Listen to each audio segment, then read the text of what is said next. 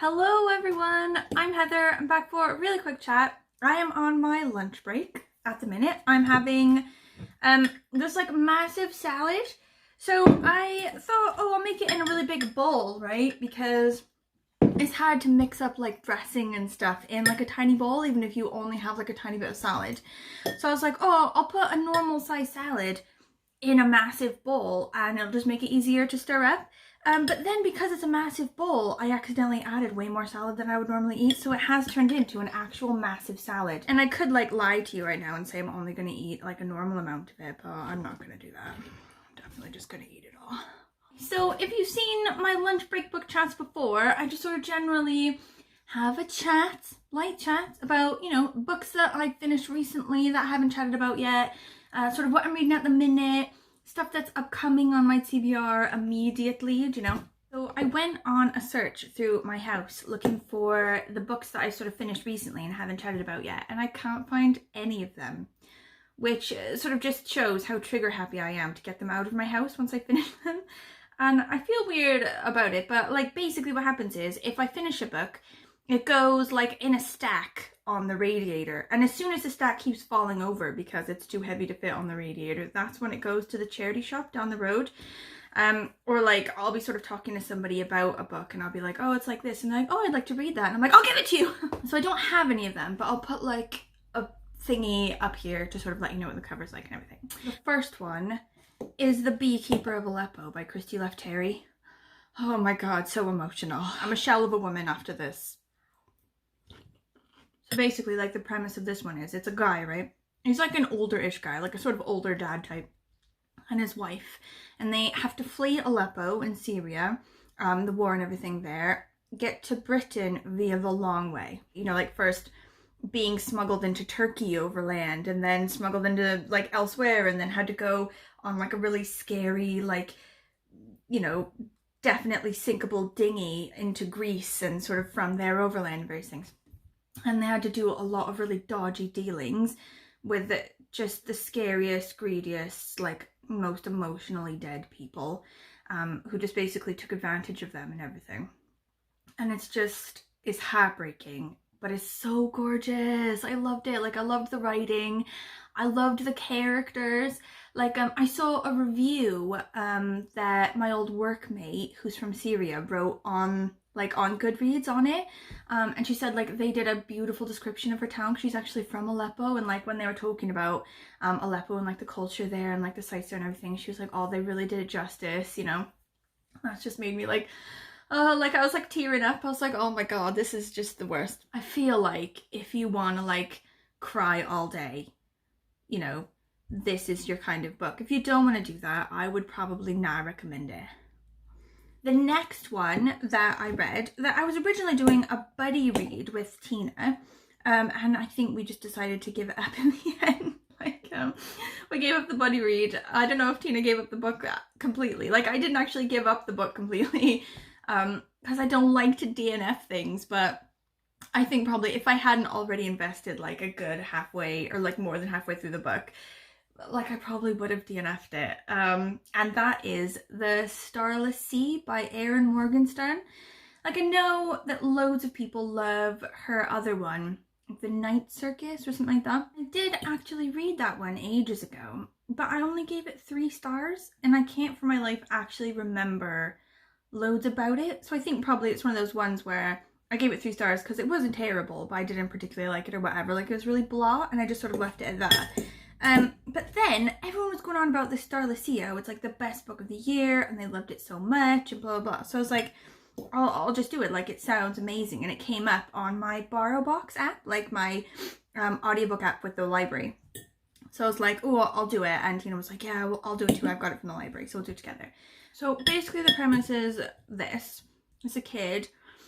He's like in the library, and he finds a book that's like basically about him and about his life. Gets the book and sort of investigates all this stuff and sort of gets wrapped up in this whole huge thing. An underground secret library in this sort of chasm place called the Starless Sea. Guardians of the library who had their tongues taken out in order to sort of better protect the library. Secret doors that you go through that are just painted on walls and sort of all this stuff. It sounds like it would be cool, like the idea of it sounds cool, but it's overcomplicated, way too confusing, bounced all the way around everything. Random things were sort of happening that didn't connect to anything else. Other sort of stretches of time would just go on and on without anything particularly happening at all, like just sort of boring stretches. I just didn't like it. It wasn't for me. And I sort of take it from our sort of abandoned funny breed that Tina also didn't like it.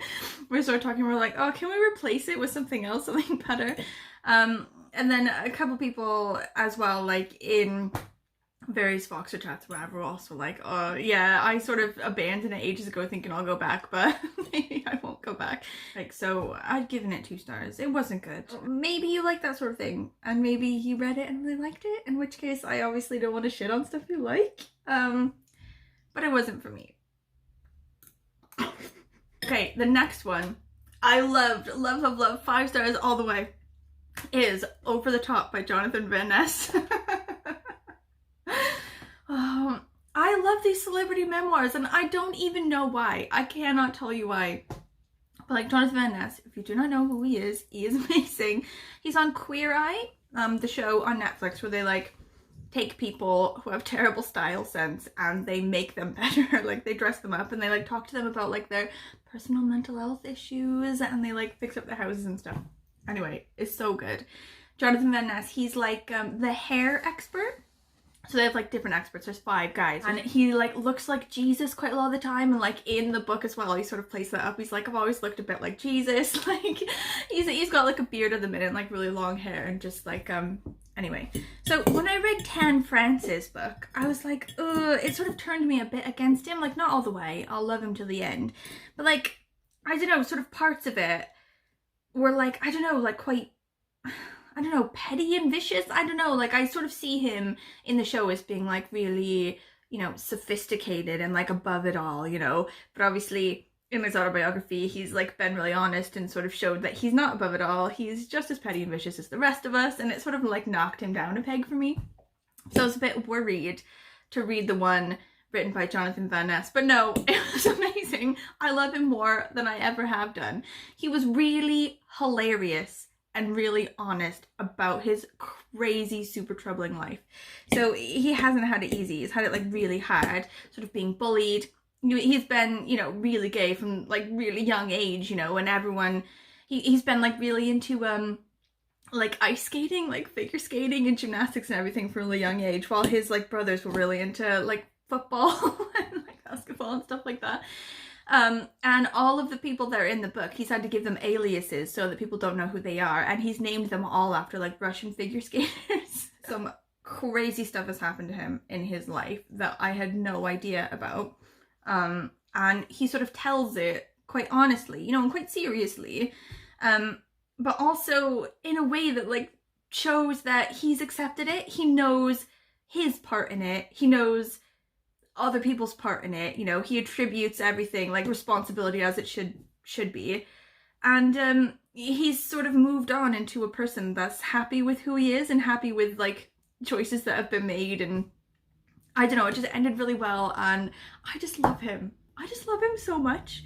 I feel like if you're not a person that likes celebrity memoirs, you're just not gonna understand, but I feel like if you do, please read this book. It was so good. I love him so much. Okay, so the last one read recently, which I just finished, is Queenie by Scarty Williams, and I read this one as a buddy read with Morgan. Like I'll link her thing below as well. So this was another 5-star one for me. It's this girl, she's of Jamaican descent, like her grandparents are Jamaican, but she herself is actually British. She lives in London. And her mother is British as well. It's just her sort of grandparents were Jamaican.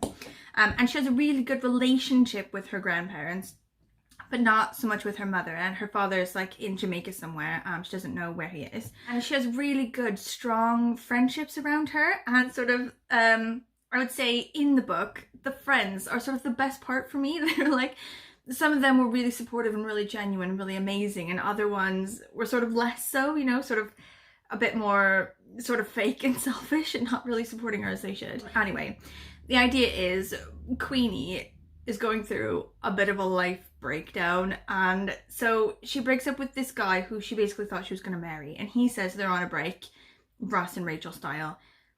They're not really on a break. She just spends ages thinking, oh, they're going to get back together, and he's like obviously just moved on or whatever. But like she's also sort of taking out all of this sort of emotion about the breakup by sleeping with loads of randoms and like making really bad life decisions and sort of being really unprofessional at work. And it is like a really entertaining novel, sort of, you know, just the characters and the things that they go through and sort of funny things that happen and their interactions and stuff. But also it's quite sort of serious in that she says sort of loads of things like, these men, they're terrible to me, and they are. They're like horrendous to her.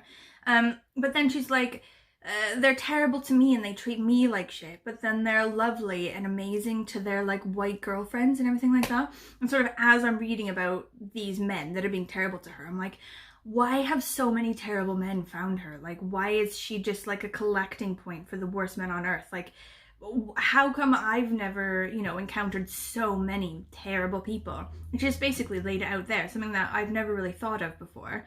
You know, all of these men who are sort of coming after her and being really aggressive toward her and treating her like crap, you know, they, you know, were lovely and delightful to their various white wives and girlfriends, and that has made me think about some stuff.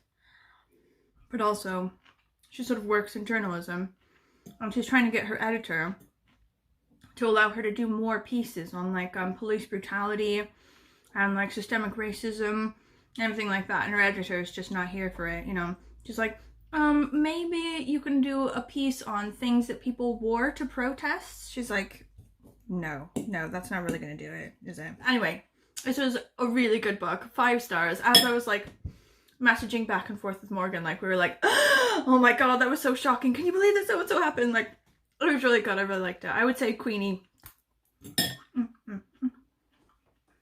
Okay, so the ones I'm reading at the minute, I'm actually almost done with. I'm listening to it on audiobook. Like, I had it in my house, I got it from the library, and then all this lockdown stuff happened and I forgot that I hadn't read it yet, and I gave it back to the library like a dickhead.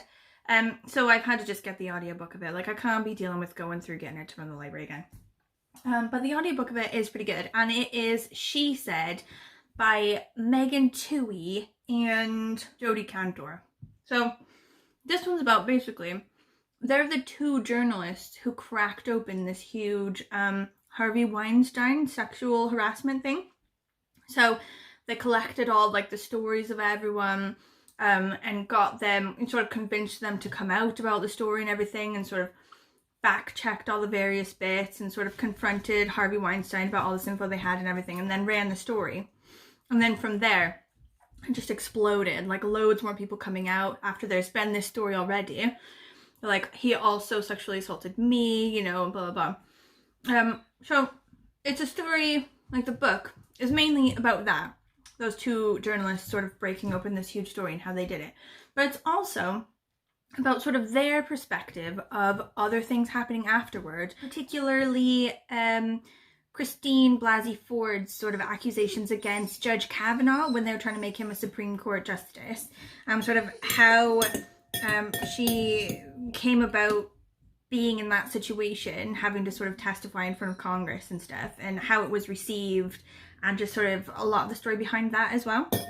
So I'm actually quite liking that. It's interesting to see the behind the scenes of something like that, because obviously what I would see of it is just, it would pop up on my computer on my news thing, you know, like, you know, announcing Harvey Weinstein going down for all these sexual things, whatever. It's good to see, it's like really interesting to see how much work goes into that, how much work he's put in over decades to keep the story from coming out. You know, he's been doing it for like decades and decades, and still it's only now become a story. You know, he's been very successful at sort of paying people off and intimidating people and making it so that they can't speak out, or else they'll be seen as someone who's sort of lying or sort of making things up or whatever. And sort of all of the work and all of like basically the courage that was required of the journalists and the people that did speak out against him in the end in order to actually crack it and sort of move it on. Anyway. Right, so As far as my upcoming reads are concerned, can we talk about my BorrowBox app right now and how it's trying to kill me? I now have, wait, let me see. 1, 2, 3, 4, 5, 6, 7. I have 7 audiobooks ready to go, and I have like 20 days from the time that they show up in my thing to their expiration when I can't listen to them anymore. Like, I always keep 10. Like, I always have 10 on hold because historically that has allowed me to always have at least 1 or 2, occasionally 3 going at one time, you know? Sometimes even none going at one time and just 10 completely on hold.